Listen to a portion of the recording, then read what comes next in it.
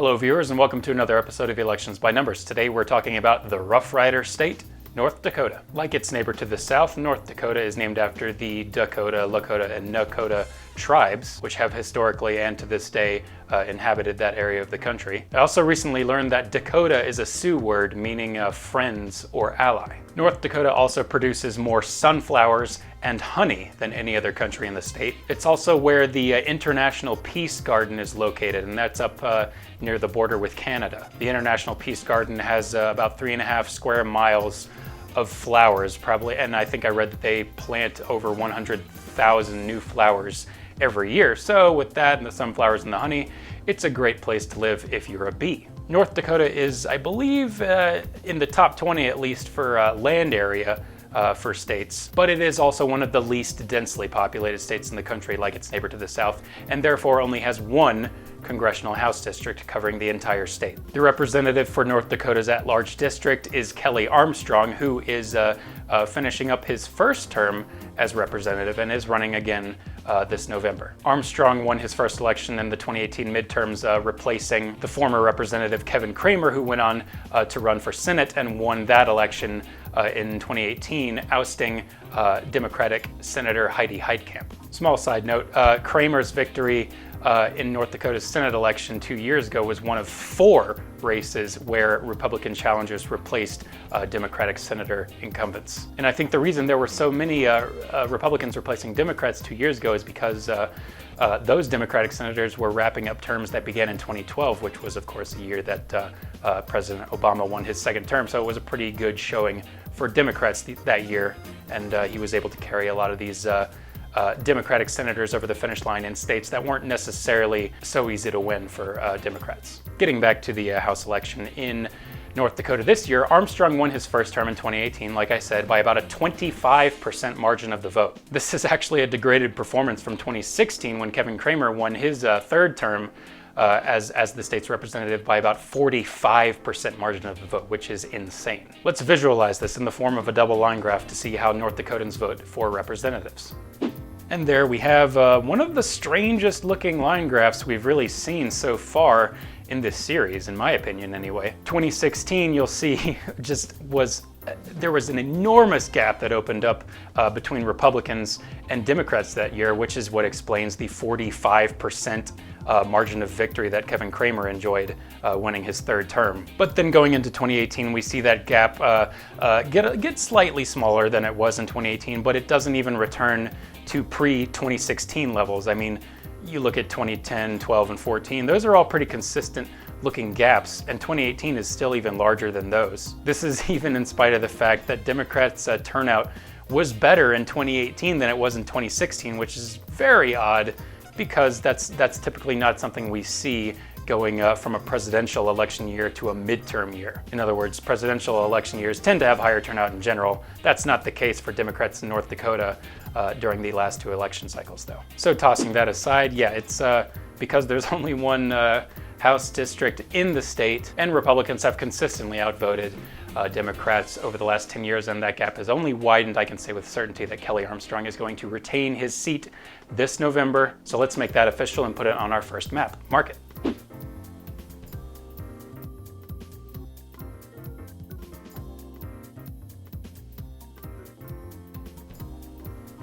Up next, we have a gubernatorial election in North Dakota. North Dakota is one of a few states to have those this year. Incumbent Republican Governor Doug Burgum is running for his second term as governor in the state. He is running against Democratic challenger Shelley Lenz, who is a doctor from the western part of North Dakota. So North Dakota is a state that has not had a Democratic governor since 1992.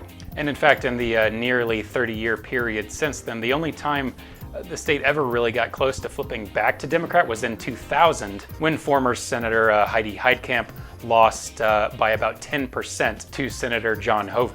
Republican John Hoeven won the governorship in 2000, of course, then went on later to become a senator, along with Heidi Heitkamp a few years later. So old gubernatorial rivals from 2000 were had a 6-year period from 2012 to 2018 when they were both senators for North Dakota. Focusing more on current Governor Doug Burgum, though, we can see from 2016 that he won his first term by an overwhelming 57% margin of the vote. His opponent His Democratic opponent didn't even crack 20%. So why have Republican gubernatorial candidates in North Dakota done so well over the last 30 years? Well, let's pull up some voter ratios to try to figure out that. So here are a couple of gubernatorial to House voter ratios for both Democrats and Republicans going back over the last two gubernatorial election cycles, and we see numbers that are very consistent within their respective parties. Basically, what these percentage values gauge is how enthusiastic voters for Democrats in the state are to vote for a governor relative to the House candidate, and ditto for Republicans. So Doug Burgum, when he won his first term in 2016, received 11.11% more votes than the Republican House candidate running that year. And if you'll remember from our double line graph, 2016 was the year when the difference in turnout for Republicans and Democrats just opened up massively in Republicans' favor. Over the last two election cycles, we see Democrats that have barely cracked the 80% voter ratio value, and Republican gubernatorial candidates have not received fewer than 10% more votes than the Republican House candidate, which explains why Republican gubernatorial candidates perform better generally in the state of North Dakota than House candidates. All right, time to toss those numbers aside. We also have to consider the incumbent's approval rating in the state, and it is Governor Doug Burgum, and his approval rating is plus 38 points right now, which is a very, very good value. So now let's take everything we know about voter turnout, about those voter ratios, and the incumbent's approval rating, and look to Pollbot to calculate how this governor election is going to go down in November. Pollbot. There we have our result, Governor Doug Burgum winning a second term by about 26.34%. And while at first glance it seems like, yeah, that's a really wide margin of victory, I honestly, my honest opinion, I think this is a little low. The way my calculations work is if a margin of victory is just way out of whack, it seems way bigger than it ought to be, there's variables within my equations that kind of tone them down a little bit. For example, I had Joe Biden winning the state of Massachusetts over Donald Trump by like 80%, which I'm pretty sure is not going to happen. So that's why I have fail-safes within my equations. However, in the case of North Dakota, I would not be surprised if the margin of victory was much higher than this, but that remains to be seen. Regardless, the Republican incumbent governor is most assuredly going to win a second term. So let's make that official and put it on our gubernatorial map. Mark it.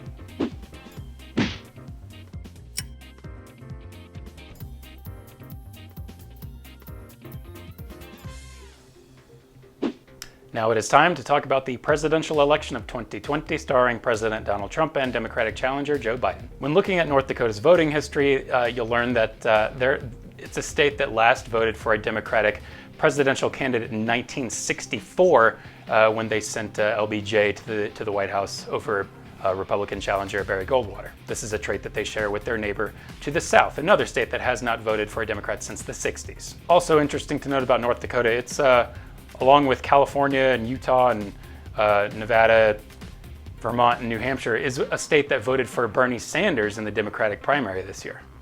How are North Dakotans voting for presidents? Let's pull up some more voter turnout ratios to figure that out.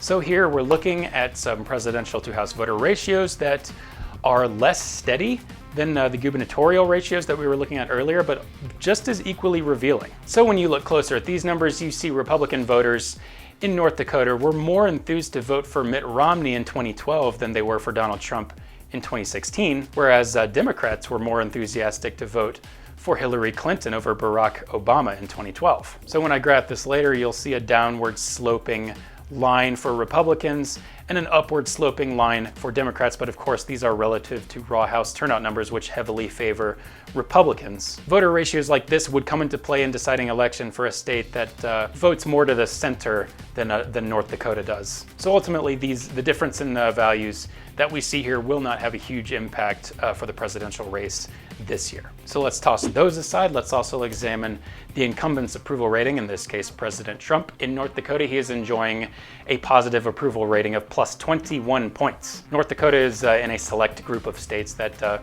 very highly approves of this president. I guess they were skeptical about him 4 years ago, but they've come around to accepting his message. So let's take what we know about all of our variables, turn to Pollbot for a second time to calculate how the presidential election in North Dakota is going to go down. Pollbot.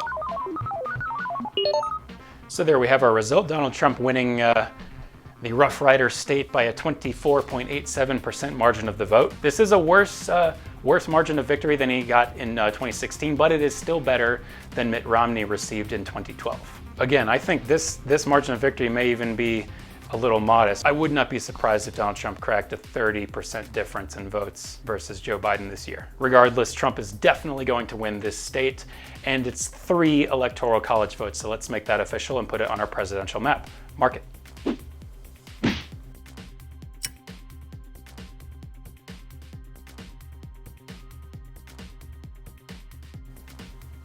So now we have all the election results in for the state of North Dakota, and it's all overwhelmingly good news for Republicans in the state. Let's talk briefly about the future to see what lies in store for North Dakota's politics. Let's bring up an old line graph and 2 new ones and get into this.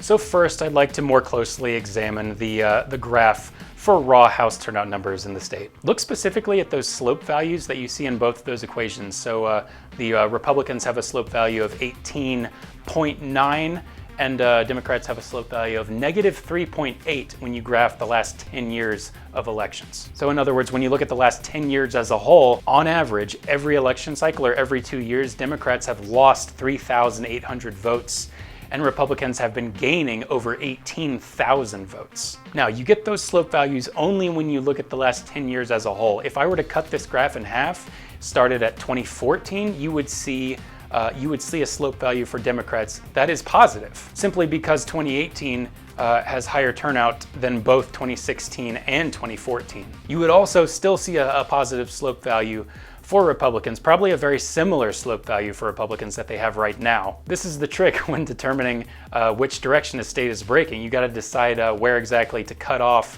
the data to determine how it's really trending. Do you look at the last 10 years? Do you look at the last 4 years, 2 years, who knows? No matter how you look at North Dakota, though, I can assure you that Republicans would always be performing better than Democrats at this point. Next, looking at these other 2 line graphs, we see estimated slope values for the rate of increase or decrease in those voter ratios that I was using in my calculations. We see gubernatorial to House voter ratios that are very consistent over the last 2 election cycles for both Republicans and Democrats, with Republicans holding a consistent edge, which is why I projected that Doug Burgum is going to win so handily again this year. It's a little different with presidential numbers. We saw enthusiasm drop off for Republicans going from Mitt Romney to Donald Trump, and enthusiasm increasing going from Obama to Hillary Clinton. But again, this is a state that highly approves of Donald Trump at this point, so it would not surprise me to see Donald Trump's voter ratio turn around in a big way. Also consider that more North Dakota Democratic voters opted to vote for Bernie Sanders during their primary, so that should not be ignored either. Okay, let's toss all those graphs aside, and I'll give you my final consensus on North Dakota.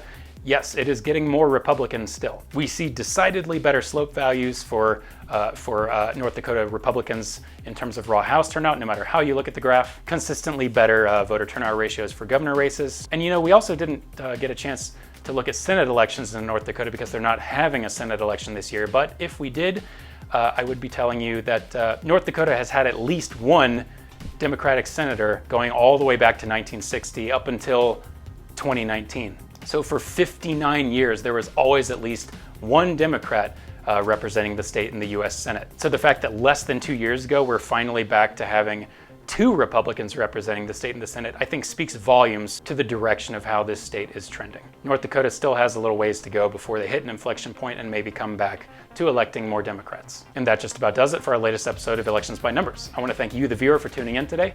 If you like what you saw, please hit the subscribe button to get updates on new content as it becomes available. I upload videos every Monday and Thursday.